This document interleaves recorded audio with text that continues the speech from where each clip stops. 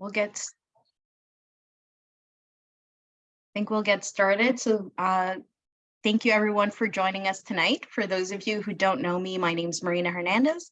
I'm the president of the Urban League, and the Urban League is an umbrella organization, and a lot of our members include neighborhood associations, community groups, and individuals from across the City of London. And we really believe that engaged and informed Londoners are vital to a successful and sustainable city. So thanks for joining us. We meet on the last Thursday of every month, except for the month of June when we have our AGM, and then in July, August, and December when we take a short break to recharge. We're really glad that you're joining us here tonight. And this year we've decided to do a hybrid event. So some of them will be hosted over Zoom and others will be hosted in person, because we heard from members that there's folks with different comfort levels. So we want to make sure that everyone still has an opportunity to continue to participate. And then just to remind everyone here that tonight we do have two groups that are standing for membership. So if you can stay for the business portion to make sure that we have enough folks to vote for them, that would be fantastic. So we're looking forward to an interesting conversation, and I will pass it over to Christine. Great, cool. Hello, everybody. Nice to see you. Hope you weren't all too affected by the inclement weather yesterday. I'm Christine. I am I'm just a board member of the Urban League. And yeah, I thought it would be useful for us tonight to hear from the city about the strategic plan that is being developed. The strategic plan it's a 4-year strategic plan, so it's from 2023 to 2027. So what what goes in the plan and what happens in the plan will have a fairly large impact on the city and city business and spending priorities over the next 4 years. And there's still time to for residents of London to learn about the plan and give feedback and help shape the plan.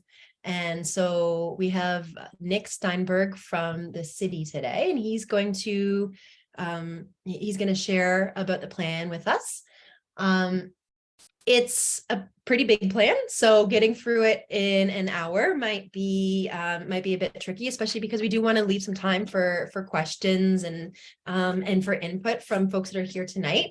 So just to start us off, I thought it might be useful to see what areas of focus of the strategic plan folks are most interested in hearing about. And so we can Nick will be able to tailor his presentation a little bit to the areas that are maybe most of interest to folks here. And if we're lucky, we might have time to get through all of it. So you can see that there is a poll that should have popped up on your Zoom there. And we're hoping that people can choose 3 of these options. So whatever ones feel the most compelling to you that you definitely want to hear about, we'll give a few minutes for people to choose those. And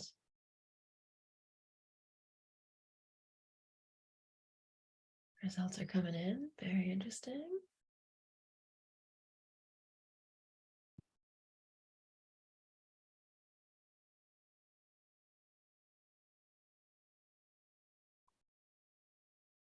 Okay. Okay, I think I will wrap the poll up here unless anyone says they need more time, they can't make up their mind. Cool. So I should be able to share the results here. Can everyone see the results? Great. So it looks like housing and homelessness is a top priority. Followed by climate action and sustainable growth. And then looks like we have a 2-way tie for mobility and transportation, reconciliation, equity, and inclusion. And then followed by Safe London for women, girls, gender diverse, and trans people. and well-being and safety tied with economic growth, culture, and prosperity. And interestingly, well-run city is of least interest to folks here. Yeah, so I'm going to pass it over to Nick, but I'll just do a quick little intro here. So Nick has worked for the City of London for 6 years as a government and external relations specialist. And he's currently on secondment to support the development of the city's 2023-2027 strategic plan, which is why we're here tonight. Prior to joining the city, Nick worked in the constituency offices of 2 London area MPPs and as an employment counselor supporting people with disabilities. He holds a degree in psychology from Huron and lives in Byron with his wife, Kelsey, and their 6-year-old son, Ashton. So thank you for joining us here tonight, Nick, and I will pass it off. And just a note that if you have questions that, kind of come up throughout or points of clarification, just throw it in the chat and we can, if it's very timely, I could interrupt Nick and ask him. Otherwise, we can kind of circle back to that at the end of the presentation and have a discussion. So, Nick? Well, thanks very much, Christine, and thank you all for being here to talk about the strategic plan.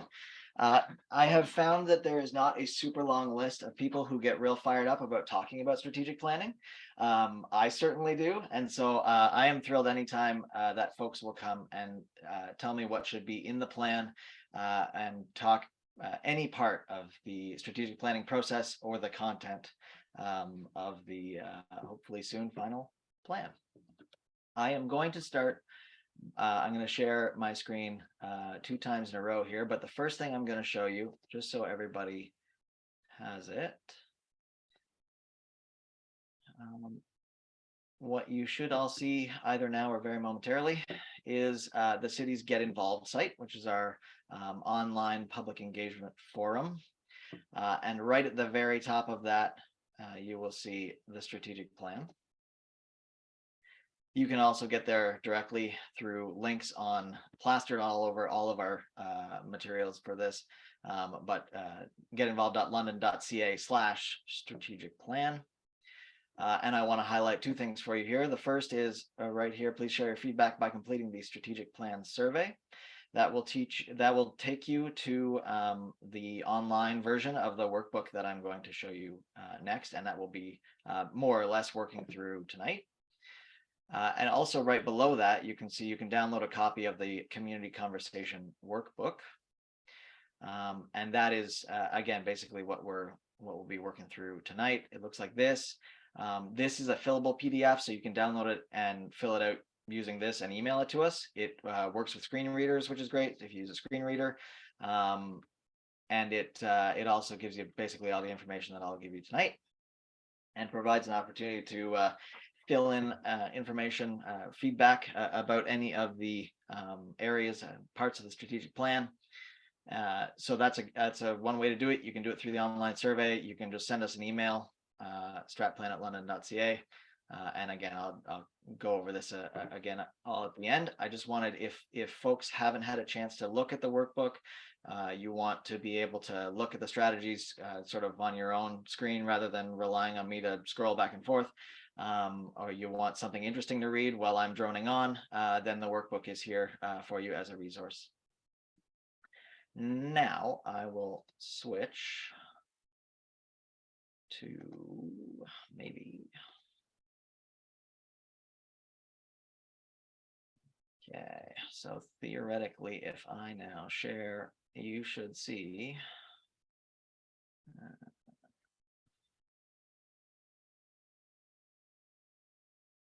With any luck, you now see something that looks an awful lot like the workbook I just showed you.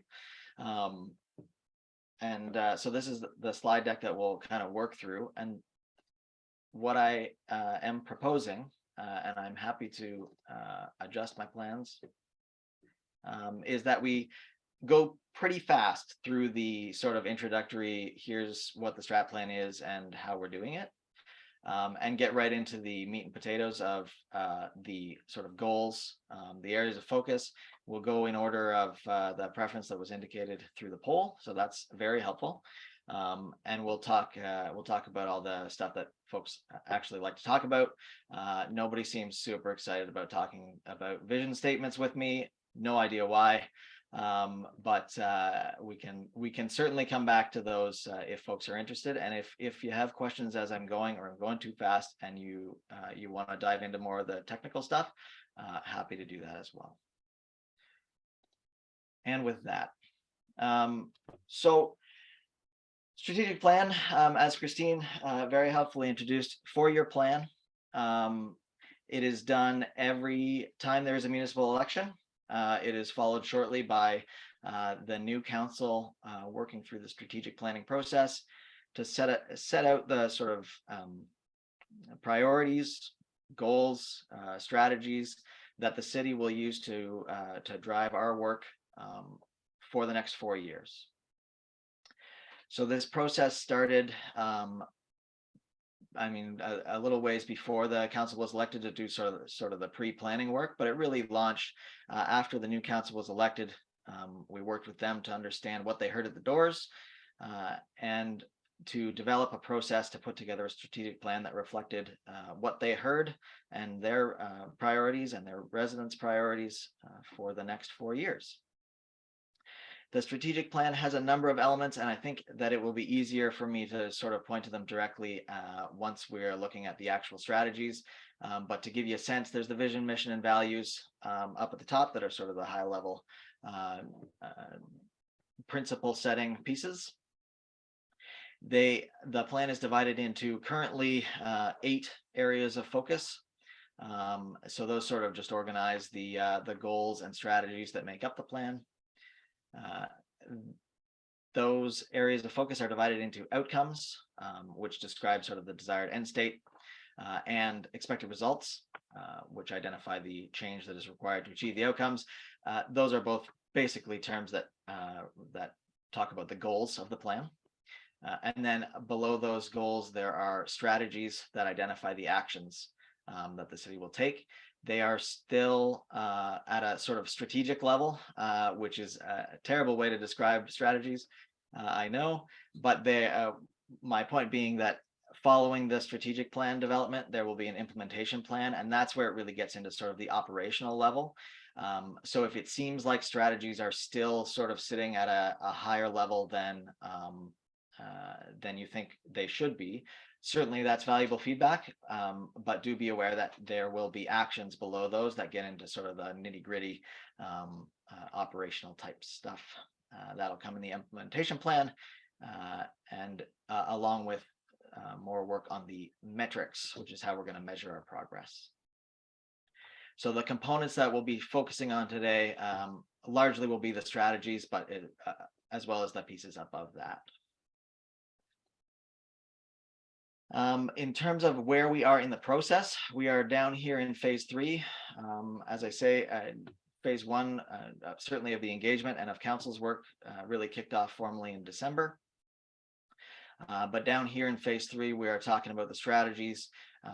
Council has prepared the draft content that you will see in the document attached and the work that we'll go through. So council's gathering feedback right now until March 8th. The survey wraps on March 3rd. So if you're going to do the survey, please get it to us by March the 3rd. But on March the 8th, there will be a public participation meeting, and that'll sort of wrap up this phase of public engagement. And council will provide some direction on the development of the final strategic plan. And the feedback that we collect, that I collect tonight, and that you provide through any subsequent surveys, will all be rolled up. There will be 2 times it could be presented to council. If it is to us by end of day tomorrow, then it will end up being rolled up into our report to council on the 28th. And if it comes in after that, then it will go to council at that March 8th meeting. So again, I won't spend a lot of time on the vision, mission, and values, but they are in the toolkit, so you can have a look at those. And if you have any thoughts on those, happy to take that as well. But they are here. and we will dive right into our strategic areas of focus. And I'm going to refer back to my list. And while I do that, if there are any questions about sort of general process stuff, then you can shout them at me now while I get myself organized.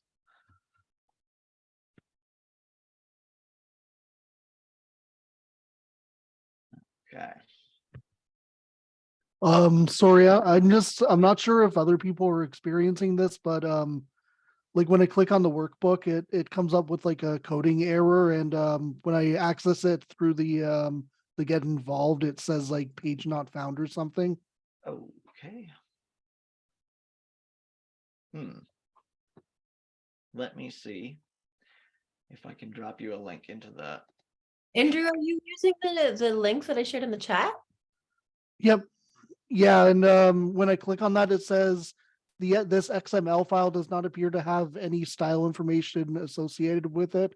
The document tree is shown below, and then it shows a bunch of like looks like HTML. Yeah, that's weird. It's not happening for me, so I'm not sure if it's a browser issue but It might be a browser issue. I might try to open it in Edge or something like that now. Okay, give that a shot, and then if not, I can certainly download and email you a copy. That might work better.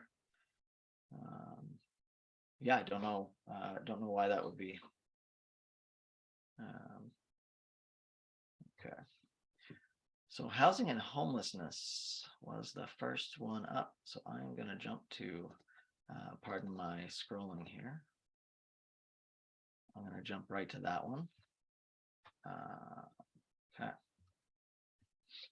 And bear with me. So I'm going to do sort of a quick run through of what's in this section, and then I'll be taking notes while people talk, while we talk.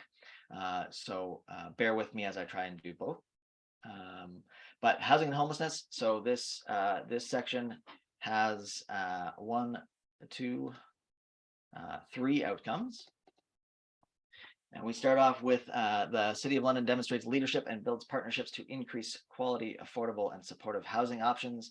So this is affordable housing. It is housing that supports, and we've got one expected result under here: increased access to a range of quality, affordable, and supportive housing options that meet the unique needs of individuals and families. And 3 strategies related to increasing supply, range, and depth of affordability of quality housing options, aligning policies and programs, recognizing the broad range of factors that contribute to accessing and maintaining housing, and addressing the specific needs of populations, including equity denied groups, and prioritizing housing initiatives that are affordable. Outcome 2 is London has a robust community system of health, homelessness, housing stability services. This relates very much to the ongoing and recent and work that actually will be reported to Council on that February 28th meeting around the health and homelessness summits. There are 3 expected results here: decreased number of individuals and families at risk of or experiencing homelessness, improved quality and safety in social housing, and improved safety in the shelter system. There may be a 4th one on the next page. And under these, there are a whole host of strategies. I will go through them in summary, and if folks want me to read each one, I'm happy to do that. I'm just trying to balance reading them all with also providing as much time as possible for input. So the first one really focuses on the sort of whole community system. That's, like I say, around that summit. Working collaboratively across sectors to identify and prevent individuals and families at risk of homelessness from experiencing homelessness. So it's the prevention piece. We've got the Housing Stability Action Plan is reflected under here, as well as aligning and reviewing policies, procedures, and bylaws related to homelessness. Under the improved quality and safety in social housing, working collaboratively across sectors to improve safety of individuals and families living in social housing, addressing the specific safety needs of populations, including equity denied groups living in social housing, and supporting improvements to policies and programs in the delivery of both responsive and preventative safety services throughout the social housing sector. And finally, improving safety in the shelter system, establishing and implementing a set of community standards of care and system values to create safe spaces for people to shelter in, and collecting feedback and input on sense of safety directly from service providers and those that access services. And so there is one more expected result on there. London has a strong system of enforcement to protect the health and safety of tenants. So these strategies are under development, was added by council immediately prior to the finalization of this version of the draft. So those will be coming back on the 28th. But this is all focused around tenants, rental tenants. And finally, well-planned and growing community. So this is around sort of growth and development and supply of housing. So under here, develop and enhance planning implementation tools that advance the policies of the London Plan, increase the efficiency and consistency of planning and development processes, direct growth and intensification to strategic locations in a way that maximizes existing assets and resources, protect natural heritage areas and agricultural areas for the needs of Londoners now and into the future. And finally, the City of London supports faster, streamlined approvals and increasing the supply of housing. So again, back to that housing supply and achieving our intensification targets. And two strategies under there, increasing the efficiency and consistency of processes that support housing access and supply, and targeting new housing developments to capitalize on investments in new servicing, rapid transit, and the core. So I'll maybe there just pause and open it up for any feedback at all on the housing and homelessness area of focus, and I can jump around between slides if folks want to talk about specific strategies.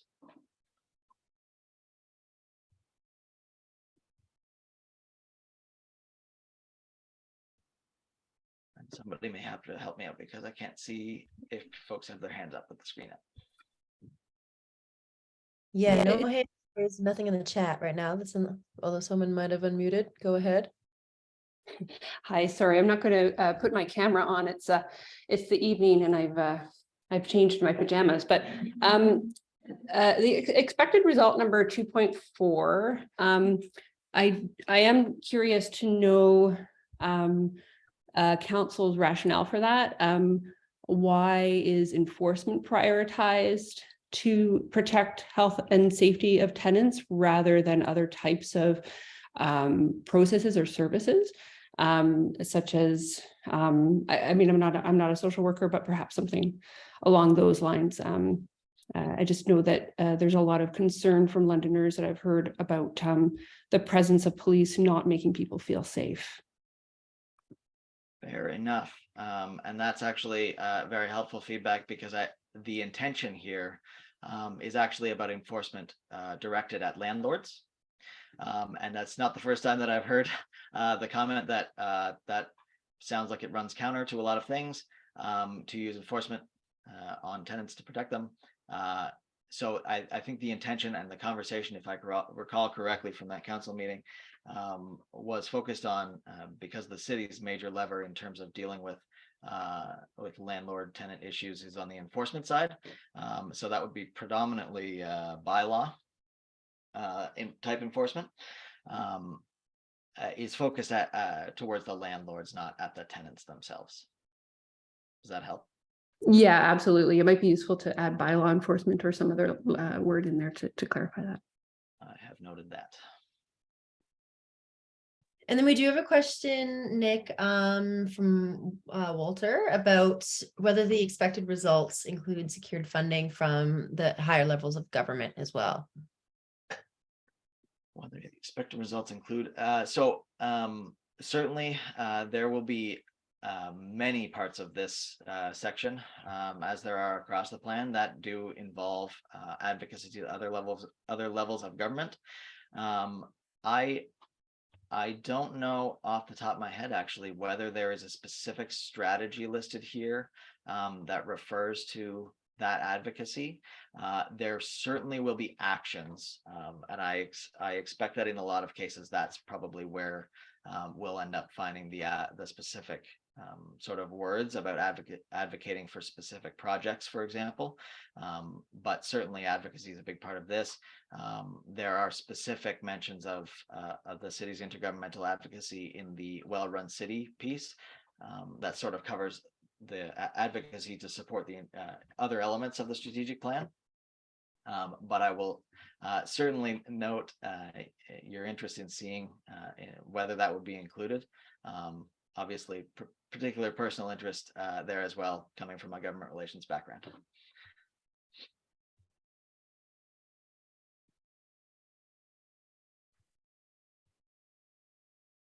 I think just following up on that question, Nick, like, you know, a lot of kind of housing related, you know, initiatives require a fair amount of investment from higher levels of government. And so has there been like kind of more committed from the feds in the province in terms of kind of housing supports? And are you like, is the plan being like created presupposing that? Oh, so no, the plan is not, I would say is not being created, assuming that any funding that hasn't yet been committed would be. So you wouldn't, I mean, I don't want to promise that you wouldn't, but I don't think you would see any strategies in here that couldn't go forward without new funding from other levels of government. Now, whether the pace would be different, that's certainly would be the case. But no, I would say in general, it's being developed based on what we know now about the type of funding and support that would be available. And so in some cases, I think you'll see certainly at the action level, but I think in some strategies as well, you may see a focus on sort of setting the goal and then looking to sort of pacing that through the budget and through the implementation plan to sort of build more detail into what's in the strategic plan. Thanks. Okay. So if there are no other immediate comments on that one, and certainly I'm happy to come back to it if folks think of things later, then we can hop down to, oh boy, I've got so many windows going here. We can hop down to the next one, which is climate action and sustainable growth. And again, my apologies for the rapid scroll through slides here.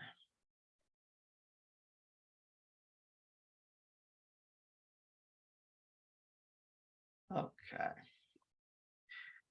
So climate action and sustainable growth. So this is environmentally focused initiatives, obviously, climate change, climate action focused initiatives, as well as some sort of core infrastructure and growth related items. So outcome one, London has a strong and healthy environment. We've got 2 expected results here: increased actions towards a circular economy, which includes strategies, work with residents and organizations to reduce waste and divert more materials from landfill, and create a plan for sustainable growth through waste diversion and energy management innovation. 1.2, waterways, wetlands, watersheds, and natural areas are protected and enhanced. Time in 30 minutes. Oh no. I'm gonna just disconnect my Google as it yells instructions at my child. So strategies under 1.2, protect the natural environment and avoid natural hazards when building new infrastructure or development, improve the natural environment and build resiliency when replacing aging infrastructure, protect and enhance the health of the Thames River watershed through the implementation of the Shared Waters Approach and the Thames Valley Corridor Plan, support the watershed resource management strategies to improve the health of the city's watersheds, protect natural heritage areas for the needs of Londoners now and into the future. And outcome 2, London is a model for climate action and sustainability in alignment with the council declared climate emergency and the climate emergency action plan. 2 expected results here. 2.1 is London is on track to achieve emission reduction progress by 2027 on the path to community milestone target 2030 and to be a net zero community by 2050. Just to comment on why that has so many dates in it. Because this plan goes to 2027, but the climate emergency action plan sets targets for 2030. This was the compromise to balance all of the sort of relevant dates. Strategies under there: implementing the climate emergency action plan with a focus on the next 4 years, and plan for and adopt the use of zero emissions, clean energy, and green infrastructure technologies. And 2.2, improved community capacity and resilience to be ready for climate and future challenges to the climate and its impacts. Four strategies under here: encourage community-led climate action through education, partnership, and promotion. Support community preparedness for the impacts of climate change and extreme weather. Implement the climate lens framework across the City of London and its agencies, boards, and commissions, and report on the results. Coordinate collecting and sharing environment and climate data to support evidence-informed decision-making. And finally, outcome 3 is London's infrastructure and systems are built, maintained, and operated to meet the long-term needs of our community. 2 expected results here. The first is the infrastructure gap is managed for all assets. Monitoring and communicate changes in the infrastructure gap. And invest in publicly owned assets to maintain existing levels of service and implement planned levels of service. And 3.2, infrastructure is built, maintained, and secured to support future growth and protect the environment. And 5 strategies here: adapting infrastructure and assets to fit evolving community needs. Build, maintain, and operate assets with consideration for accessibility, energy efficiency, environmental sustainability, and climate resilience. Continue to develop and maintain cultural assets in our community.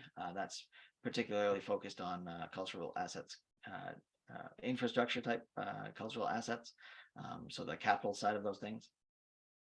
Integrate arts and culture into public infrastructure, and build and maintain and operate technology focused on information security, performance, and value. And I see a hand up, so I'll throw it over to you. Yeah, Diane, did you want to ask Nick a question? Sure. You've got the 2050 target, which is the net zero, but can you clarify what the 2030 target is for climate? It just says to the milestone. Right. Well, it's kind of vague. Fair enough. So that I believe that the emission reduction targets are captured in the climate emergency action plan. I do not know them off the top of my head. I can absolutely get you a link, and I will do that to the climate emergency action plan. But again, those targets I believe are laid out in that in that document. It just is helpful to see it here. For sure. Thanks.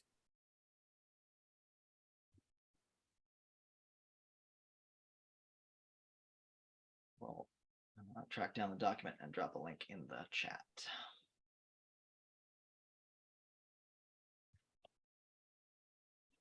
And in fact, it is also available through that Get Involved site. If you go to getinvolved.london.ca, then there is one related to the climate emergency action plan. But I've got the link here. I'm just going to find the chat.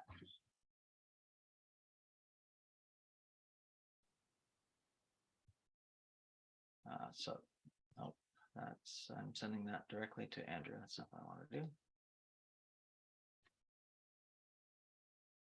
There we go. So if you go to that page, then over on the right-hand side, there will be a link to download the climate emergency action plan.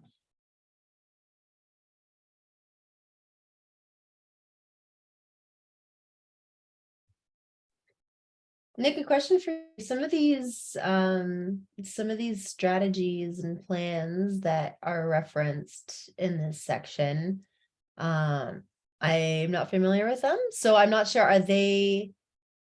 Are they existing plans, or are they like forthcoming plans? Like, for example, the Thames Valley Corridor plan.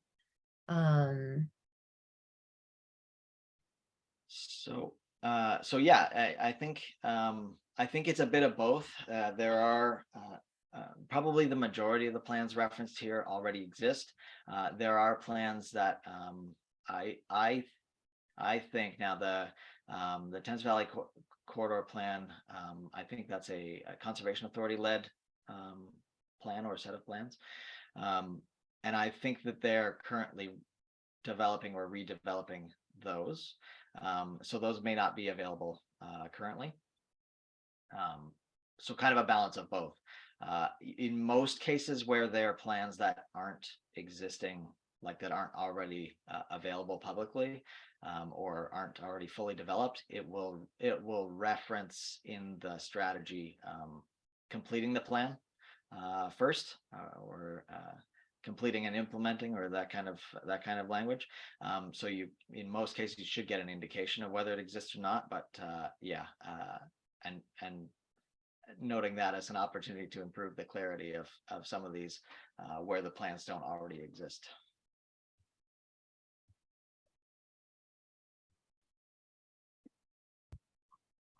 Cool. Any other questions for Nick about the climate action and sustainable growth expected outcomes or strategies?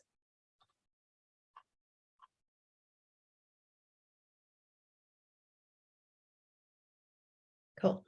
Also, Nick, just I'll put this in the survey as well, but maybe just a plug for, there's referencing of infrastructure and the importance of infrastructure throughout. Yeah, so I'm seeing kind of talking about the infrastructure gap and mitigating the impact of public infrastructure on the environment. Some ways to address those are looking at green infrastructure and really embracing a lot more green infrastructure, kind of expanding our definition of infrastructure as well. So making that plug. Got it. All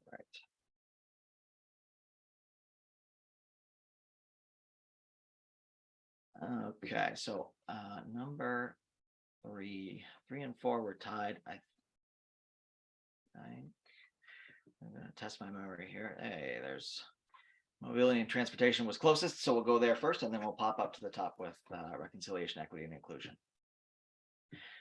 So mobility and transportation was it's still, I think there's still a bit of work here to sort of tighten this section up, I will say, because it was created at one of the more recent council meetings. Some of the elements from other areas were pulled into this sort of dedicated area of focus. So there is still some work to be done here in terms of sort of cleaning it up. But regardless, run through the strategies here and we can talk about it. So outcome 1, Londoners of all identities, abilities, and means can move throughout the city safely and efficiently. We've got 3 expected results here. Improved reliability, quality, and safety of all modes of mobility. So let's build infrastructure that provides safe, integrated, connected, reliable, and efficient transportation choices. And work with community partners to promote and improve safety of all modes of mobility. 1.2, increased access to sustainable mobility options. And that is complete and implement the mobility master plan. So Christine, there's an example of a plan that is still in development, and I think will be in development until sometime next year. B, be ready for future transportation technologies, including connected and automated vehicles. So that's there is actually a plan in the works responding to that, although it's not named specifically here. 1.3, more equitable access to reliable public transportation options for people with disabilities, including paratransit. 4 strategies there: support greater access to affordable, reliable public transit and paratransit through the implementation of the London Transit Commission's 5-year service plans. Assess opportunities to increase access to accessible vehicles for hire. So that'd be accessible cabs primarily. C, continue to provide an enhanced level of sidewalk and bus stop snow clearing. And D, consider first and last mile transit connections when constructing new sidewalks. A few more expected results. Actually, it may just be the one outcome under this one. In 1.4, improved ridership and rider satisfaction. So that's implement the London Transit Commission's conventional 5-year service plan, support implementation of the London Transit Commission ridership growth strategy initiatives, implement the LTC's specialized 5-year service plan, including growth hours, support initiatives identified through a voice of the customer surveys to improve rider satisfaction. That's the LTC's rider survey, annual or biannual. And E, implement London's rapid transit corridors to provide improved reliability for current conventional transit and rapid transit operations to come. 1.5, better connected active transportation network serving persons of all ages and abilities. Just the one strategy under there: build, maintain, enhance, and connect more infrastructure for walking and cycling. 1.6, build public transit that better meets the needs of our workforce. Implement the London Transit Commission's conventional 5-year service plan. Okay. And then support the implementation of alternative service delivery options to areas of the city not currently served by transit. And for some clarity, that refers typically to arrangements with employers, for example, to provide shuttles from where transit stops to their location for their employees, and other efforts like that. And then finally, 1.7, improved intercity transit connections with neighboring communities. 2 strategies there: plan for regional transit connection locations in secondary plans and infrastructure projects, and implement a park and ride facility as part of the rapid transit network. And I believe, yeah, so that is all of mobility and transportation. I'm going to take any feedback on that.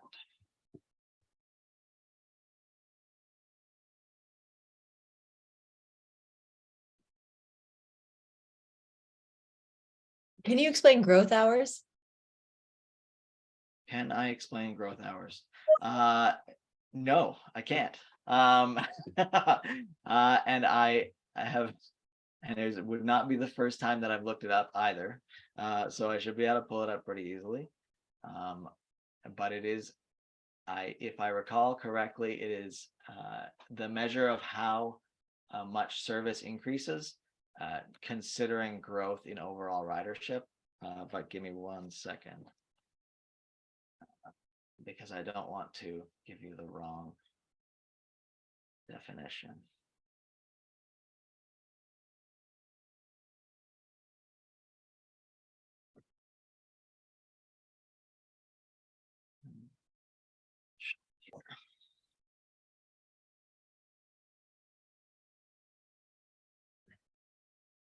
I will also note, while I'm doing this, that one of the things we've clearly identified for the final document is a glossary of terms to help provide these definitions for some of these terms.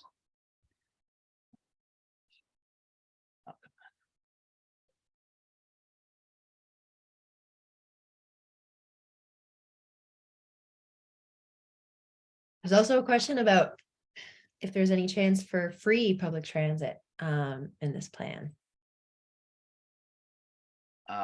Well, there's a chance for anything to be in this plan if council so chooses. So I'm more than happy to put that in the feedback for sure. It is not currently there, but there are strategies, and I know that I read them, related to the affordability and accessibility of transit. So certainly that would be an option. Maybe Nora, there I would make a plug for getting involved as much as possible before the plan is finalized, either through submitting feedback and getting your friends and family and your networks to submit feedback, and maybe participating at the public participation meeting as well. And maybe Nick, before you sign off, you can let us know about the process for how people can sign up to speak at the public participation meeting. Yeah, absolutely. Yeah, so to speak at the PPM, actually, specifically, there is an email address. You just say you want to speak at the meeting on March 8th, and they'll sign you up. It's very easy, I'm told. And So I'll drop that email in the chat before I'm done here. Perfect. Eventually, I'll find you a definition of growth hours that I'm not butchering. There's a few more kind of granular questions here regarding like plans that the strategic plan refers to. So with regard to the mobility master plan, do I understand that cycling issues and planning is part of that plan? I think so. Yes. Yeah, Right. that's a comprehensive comprehensive plan, that one. And they're actually on the Get Involved, there is a page about the mobility master plan as well. So more information about that one specifically is on the site. Perfect. And not sure if you could speak to this because I know your shop's not leading it, but is the mobility master plan, do you have any sense of when it is expected to be completed, or maybe Morena does? Just because I know you've talked to Jay a little bit about it, but not to put you on the spot, Morena. But I don't have that off the top of my head, but I could definitely share it on their next newsletter. I'll get back to folks on that. perfect. Yeah, Nick, you don't have that off the top of your head, eh? Not off the top of my head reliably. It is currently like they're doing consultation for the Oh plan. yeah. Yeah, it's under development.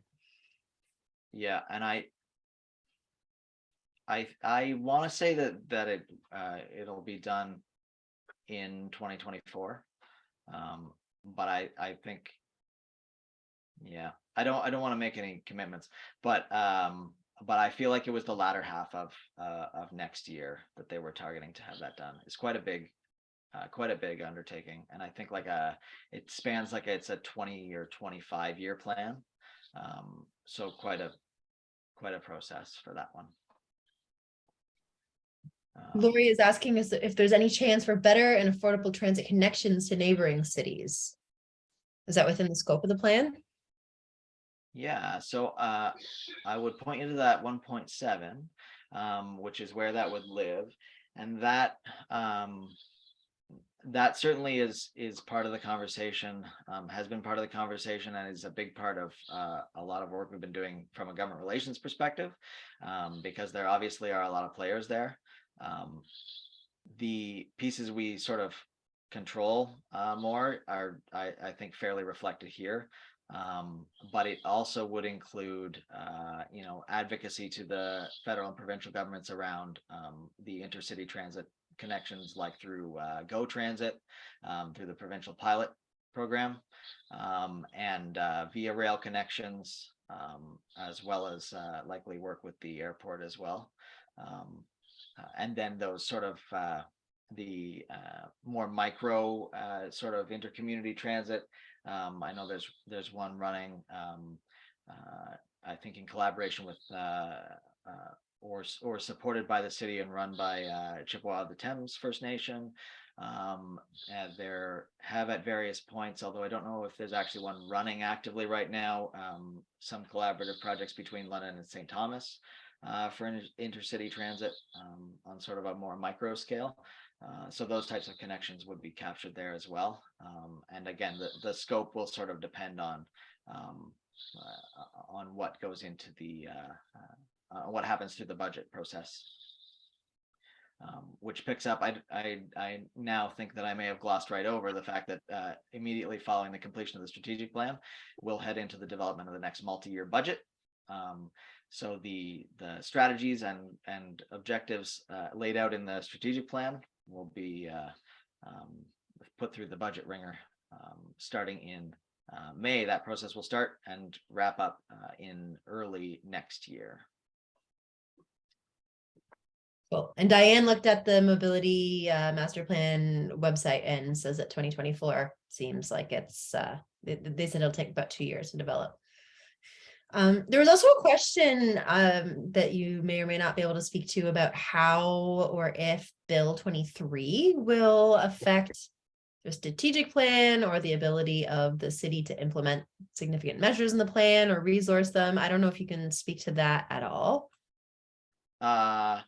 It will.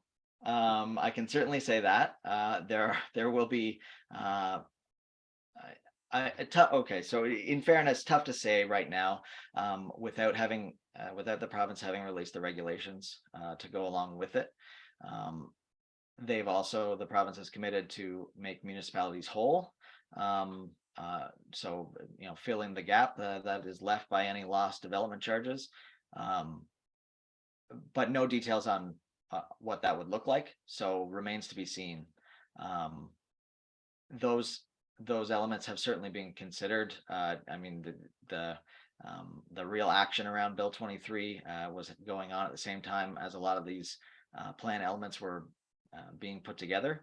So certainly some consideration of those issues has gone into this work, but I think I don't see it impacting the city's priorities, for example, but I expect that there will be a lot more specific references or strategies to address those potential impacts in the implementation plan at the sort of more operational level.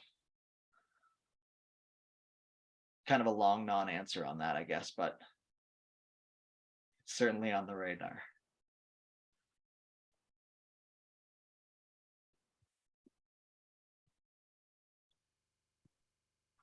Oh, and one more question that you maybe are able to speak to on this. Do you know of other cities where industries sponsor shuttles, for example, a shuttle in the east to the light industrial area? I'm just curious about how realistic this is. So I do know, having participated in a variety of municipal associations over the last few years, I do know that there are cities that have done similar things. I do know that there are places that have done them.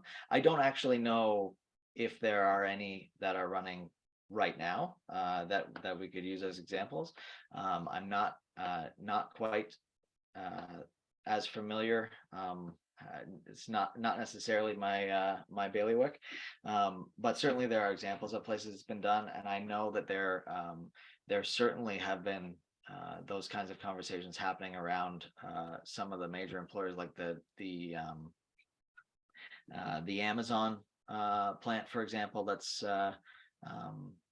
under construction, probably getting close to being done now, between London and St. Thomas, for example. Some of those sort of creative ideas to get folks to where they need to be to work, and certainly the industrial areas in the East End. Another good example of places where those kind of partnerships could work, and that there have been conversations. Just don't know sort of what the most current status of those is. Cool. And Sandy threw something in the chat saying that Z Group paid for LTC service for the Summerside subdivision years ago for a while. Oh yeah, okay, I do remember that. There you go. We've got some local examples to pull from too. Thanks, Andy. Great. Just in the interest of time, Nick, maybe we can focus on one more area, and then have some kind of more general questions about the strategic plan and ways that we can get involved in next steps. And then if folks want to see, more of the minutia for the other areas as well, you can check out the community workbook. Yeah. All right. So yeah, and how hard's my stop at 8 o'clock on this, Christine? It's not. I would just want to not keep you on all night. Yeah, no, and I'll talk fast. So the last one that we'll talk about all together, and then yeah, like Christine says, I mean, myriad ways to send us feedback on any and all of this. So we'll talk about that after as well. So reconciliation, equity, and inclusion.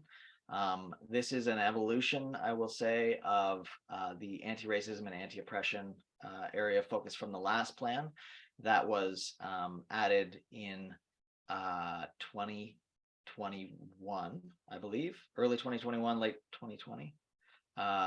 Time's a blur. Anyway, so it was added into the plan alongside the creation of the city's anti-racism and anti-oppression office. This is sort of, I think what you see here is a good example of what I was referring to at the start of sort of an evolution of the current plan. Outcome 1, City of London enhances the confidence of Indigenous peoples by furthering truth and reconciliation efforts. Expected result 1.1, establishment of new and strengthening current relationship with local First Nation and urban Indigenous communities and Indigenous serving organizations. So strategies under there: support Indigenous-led actions and initiatives that move the City of London and its agencies, boards, and commissions closer towards addressing injustices and collective healing. Undertake regular, meaningful engagement with local Indigenous communities and organizations on matters of shared interest. And C, engage with First Nation communities early in any project or process around water and improve awareness by incorporating the recommendations of the shared waters approach and traditional ecological knowledge where and or when offered.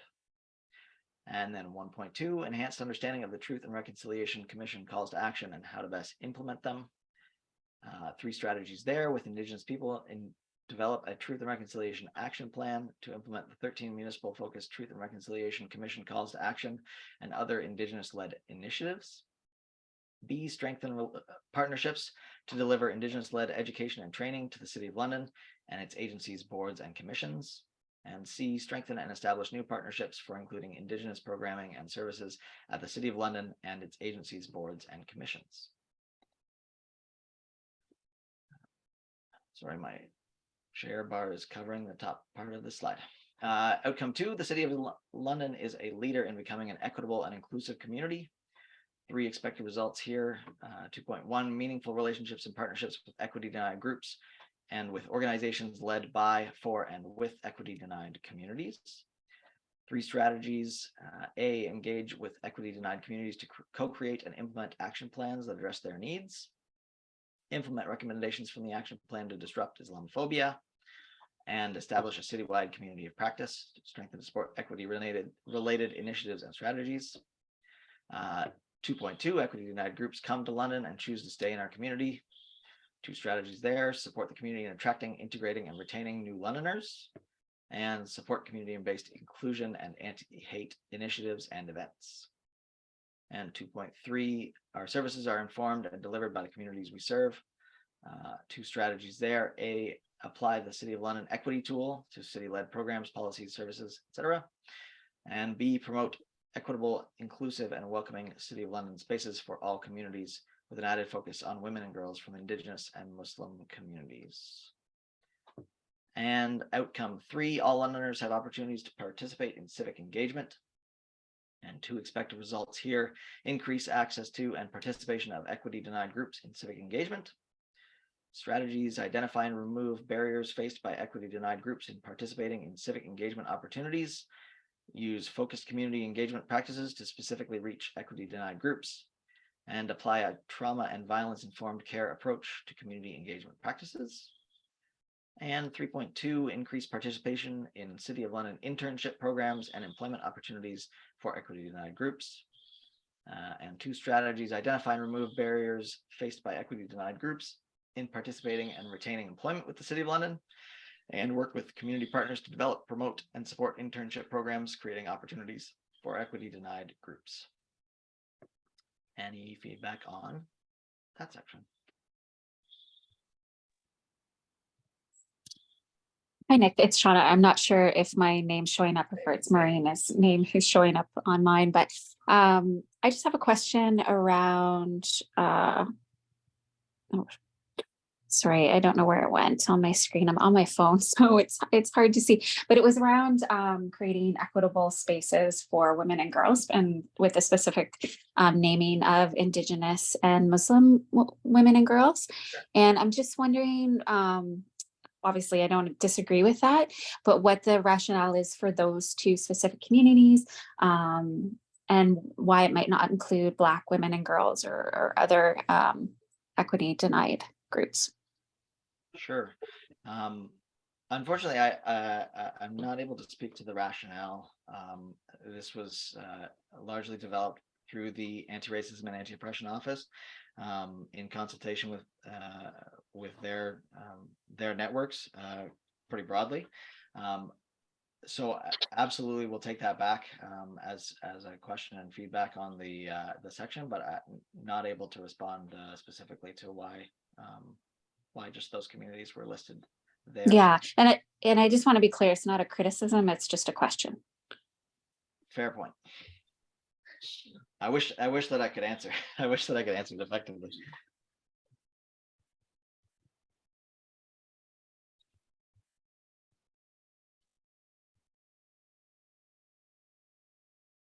Any other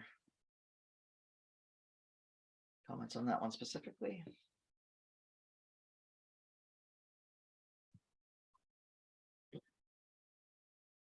Yeah, it seems like a lot of kind of what this will actually look like will need to kind of happen through the operational plans. So, identifying and removing barriers it's great, but kind of how that looks and how that plays out, a lot of the devil will be in the detail.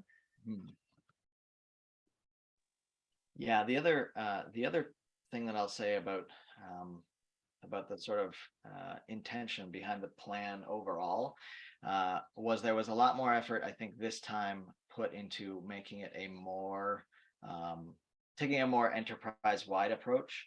So although in this section, obviously this section is all focused on the equity and inclusion and reconciliation efforts specifically, a lot of these things are also reflected in strategies across the plan. And so sometimes that makes it challenging to sort of look at all together when there's this section that lays out some things pretty specifically, but then of course we have the Safe London Area focus, which is focused in particular around women, girls, and gender diverse and trans people, and sort of issues and concerns that affect those populations in particular. And then there are these types of concerns, extra challenges faced by certain groups across all city services. And so reflecting those in the mobility section, for example, or in housing.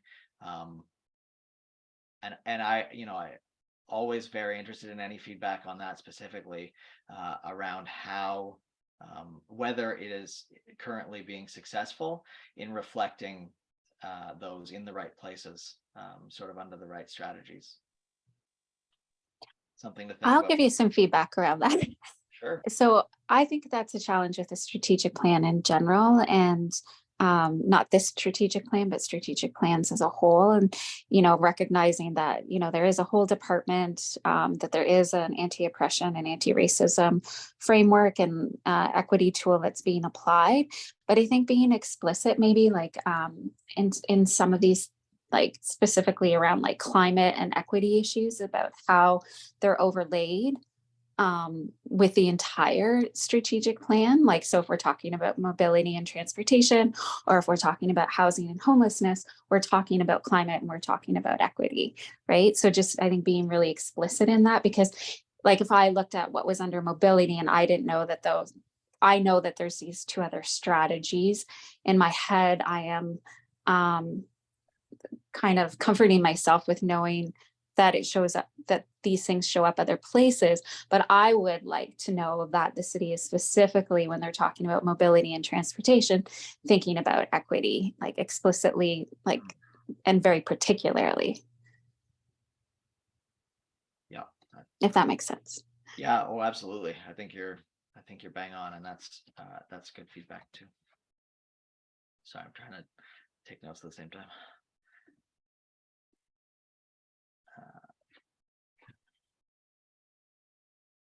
Any other questions or comments for Nick on the equity and inclusion section before we head into maybe some kind of more general strategic plan questions and next steps, and how folks can still influence the process?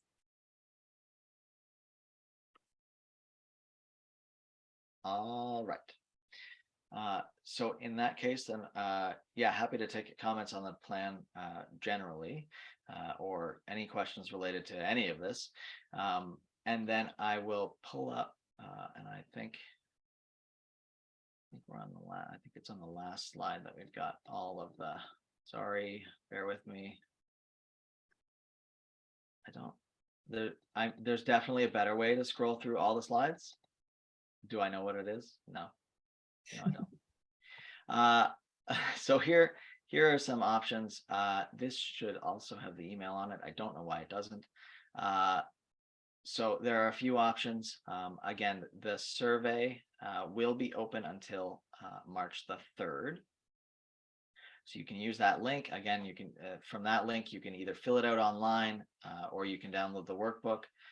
The workbook is a fillable PDF and you can email it to us directly. You can drop paper copies off at City Hall, right at the front desk. Or you can get in touch with us either by email or phone through the main line, and we will figure out how to get your feedback from you.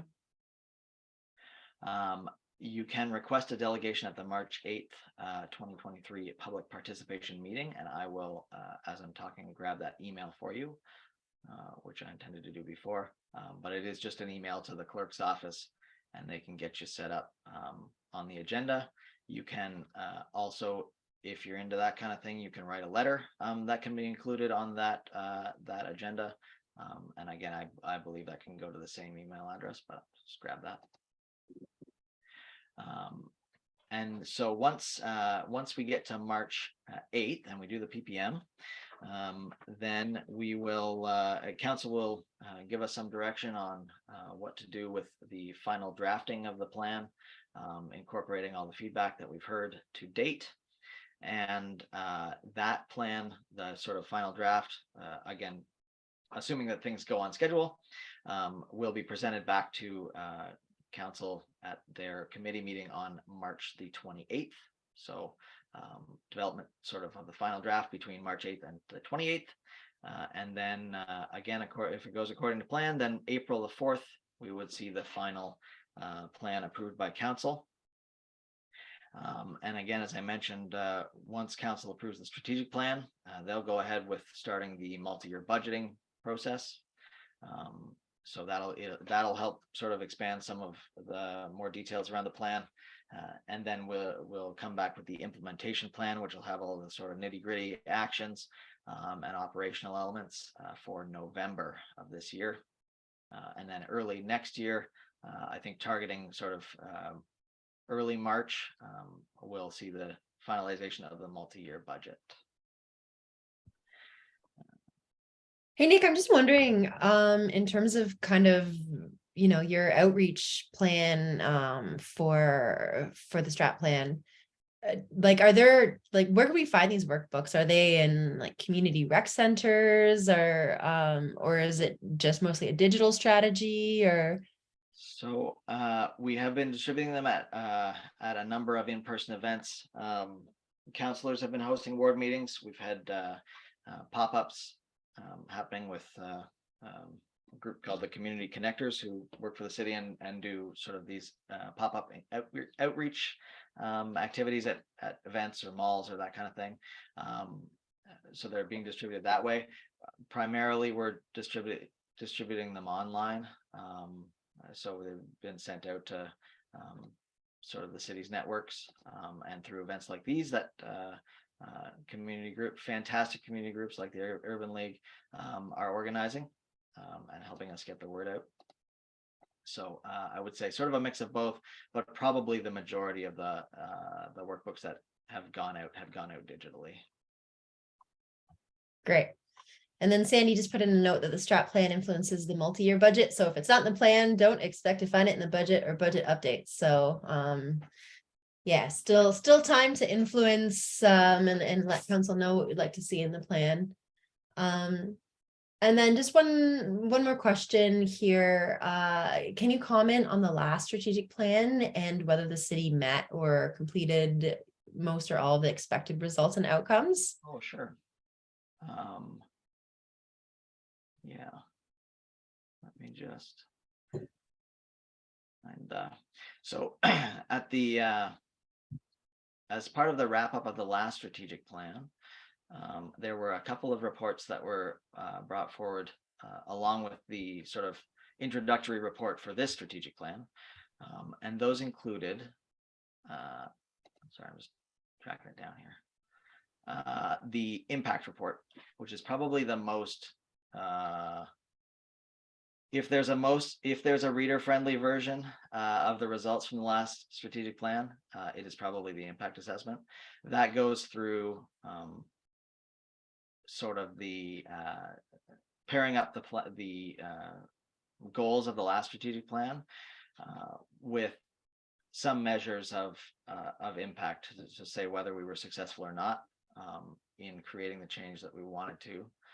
I have a very ugly link to the document that I will paste in the chat. It is also available through the Get Involved site over on the right-hand side in the obnoxious list of documents. Under reports to committees, you'll find impact report down there, but I will paste a link down there. So if you are curious about the results from the last plan, that's a good place to check. There are other reports that have a greater level of detail, but for my money, a little bit too great, maybe, because there were about 540 metrics that were used to report progress on the last plan.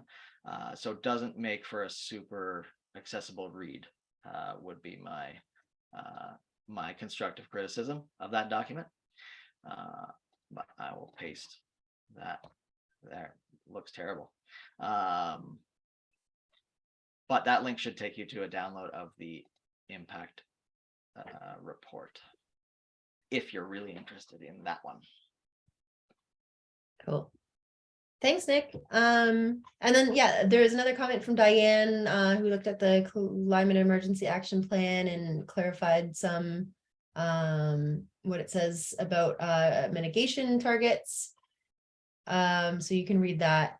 And also Marianne asked what plans of council are to push back on Bill 23, or are they? Bill 23 is now law. But I know that council did write and express concerns. I don't know if there's any more plans with regard to the regulations that are coming.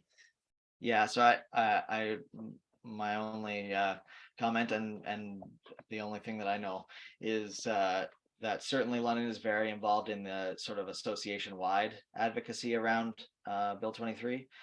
So working with the Association of Municipalities of Ontario and the Ontario Big City Mayors, for example, who are still very actively lobbying the provincial government, working with the provincial government to try and make sure that the outcomes don't create more harm than whatever good was intended.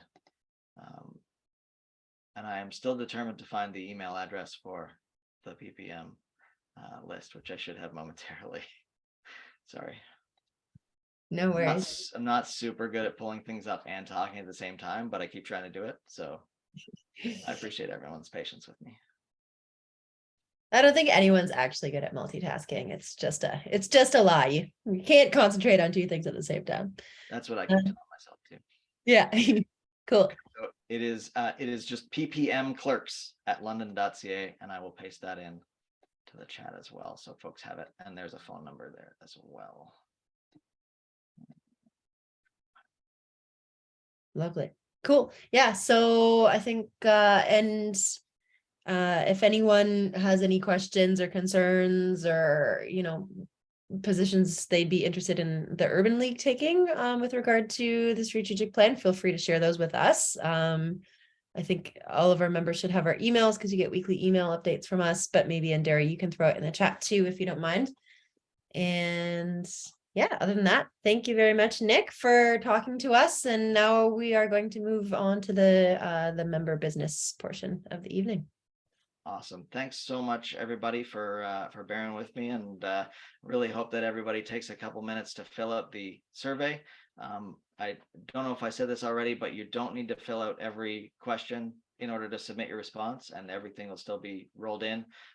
We love it all. So if you only want to comment on one piece, then absolutely do that, or comment on it all.